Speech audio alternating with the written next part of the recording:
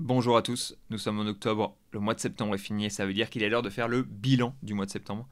On va commencer le bilan par ce qui vous intéresse sûrement le plus qui est les profits du mois dernier, les revenus du mois dernier. Et donc les revenus du mois dernier étaient un peu plus supérieurs à ceux du mois d'octobre, mais l'investissement a été aussi un petit peu plus supérieur. Donc au final on se retrouve avec un profit qui est plus ou moins le même dans la tranche entre 6 et 8 000 euros de profit pour le mois de septembre, ce qui est un très bon profit. J'en suis très heureux honnêtement.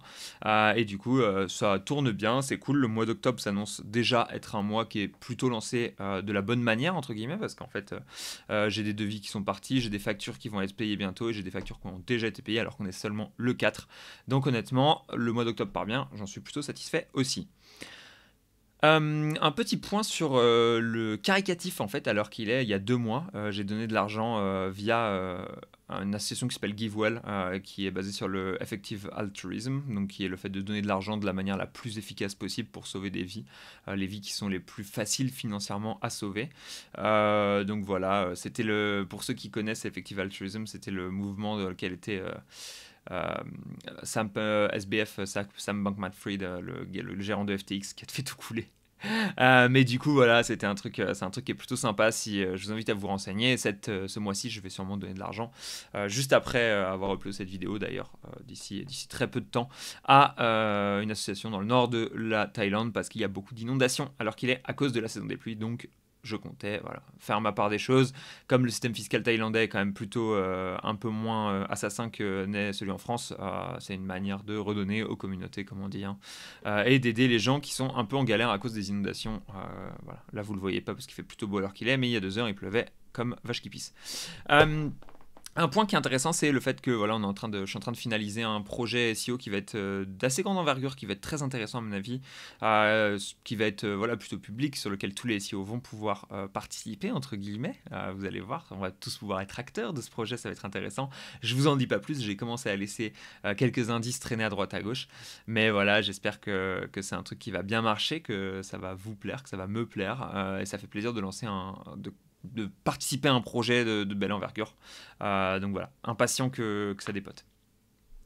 Comme vous le saviez, le mois dernier, je vous ai prévenu, je partais en vacances à Shanghai. Grosse question qui pourrait se poser, comment ça se passe quand on part en vacances voilà, pendant 10-12 jours, alors qu'on est consultant indépendant et qu'on a des clients qui comptent sur nous? Qu'est-ce que j'ai fait? Comment est-ce que ça a fonctionné ou pas? Assez simplement, ça a plutôt bien fonctionné. Ça a bien fonctionné, c'est parti sur un principe. Ce que j'ai fait, c'est que j'ai pas pris de rendez-vous, pas pris de call, comme ça j'étais vraiment en vacances, entre grands guillemets. Mais j'ai quand même travaillé la moitié des jours de travail que j'aurais dû faire. Donc voilà, sur les 10-12 jours, il y avait 2 week-ends, j'ai dû travailler 4 jours, quelque chose comme ça. Et donc, ce que j'ai fait, c'est que j'ai fait le travail courant, hein, grosso modo, comme j'ai quelques clients un peu en mode agence où je leur fais le contenu, les liens, bah, c'est ce que j'ai continué à faire pour que le travail du mois soit effectué et que mes clients soient satisfaits du travail qui a été effectué et que voilà, il y a continuellement de la progression, que j'ai pas besoin de leur dire ouais je suis en vacances, etc. C'est pour ça qu'il y aura un peu moins de travail ce mois-ci. Un client il paye, il a besoin d'avoir un retour. Donc c'est ce que j'ai fait. J'ai travaillé sur mes clients, mais j'ai pas pris de call. Assez simplement. Pendant ce temps-là, ce qui s'est passé, c'est que j'ai reçu un lead très rapidement au début de mes vacances, et donc le gros enjeu des vacances d'un point de vue pro, c'était un peu genre comment je gère ce lead parce que je voulais pas faire de call. Et d'un autre côté, le lead est chaud, il faut le traiter. Donc ce que j'ai fait, c'est que je l'ai traité progressivement, un peu jour par jour. C'était super compliqué parce que la connexion internet en Chine est mauvaise, hein, vous le savez, avec le Great Firewall, les systèmes de VPN un peu techniques, etc. Plus le fait qu'il faut souvent un numéro chinois pour se connecter, plus le fait qu'il y ait un typhon pendant l'époque où j'étais à Shanghai. Bref, ça a rendu la situation internet super compliquée. Et du coup, c'était pas simple de discuter avec ce client et de le garder chaud, surtout que je voulais pas avoir ce côté, cette pression de répondre. Mais au final, ça a quand même fonctionné. J'ai quand même réussi avec des mini-looms, des systèmes comme ça, à éviter le fait de faire des calls, à éviter de me sentir obligé de lui répondre.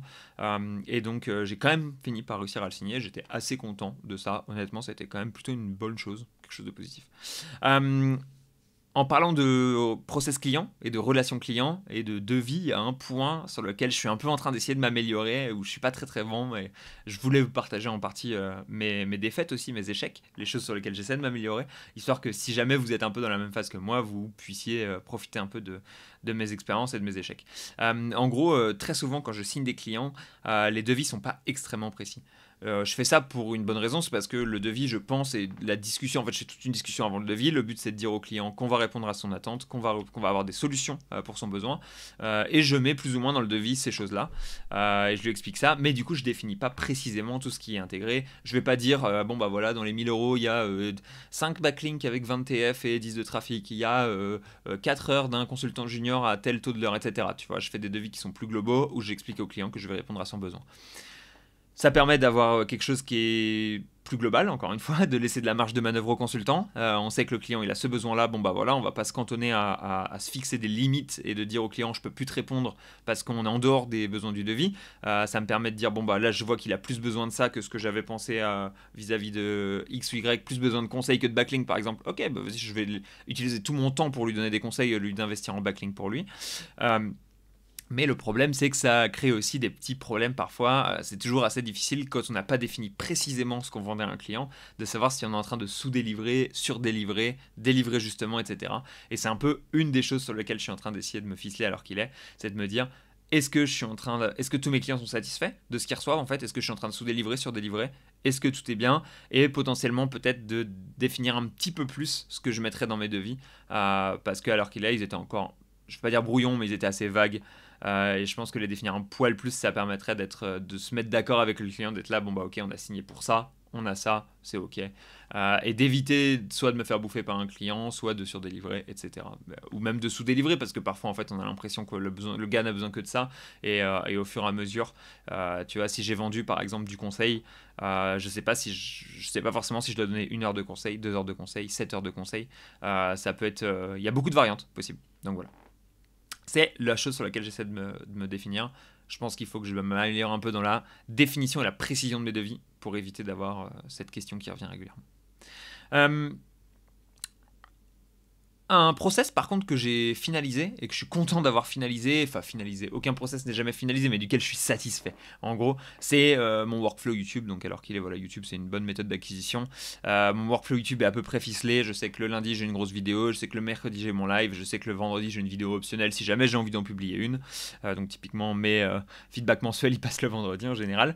Et donc voilà, c'est cool en fait, ça fait plaisir de voir un process qui est bien établi. J'ai pu le finaliser en finissant de lire The YouTube Formula, qui est un très bon livre écrit par un très gros consultant YouTube, le gars qui gère le VidSummit, donc le plus gros forum YouTube, c'est un des top voilà, consultants YouTube, il est ici depuis 2005, ça parle quotidiennement avec MrBeast, la préface c'est MrBeast, donc on est vraiment sur du top ouvrage, honnêtement, ça m'a appris pas mal de choses, c'était super, et c'est le genre de choses qui m'a permis de finaliser plus ou moins et de me reposer un peu sur le process et le workflow que j'ai actuellement sur YouTube.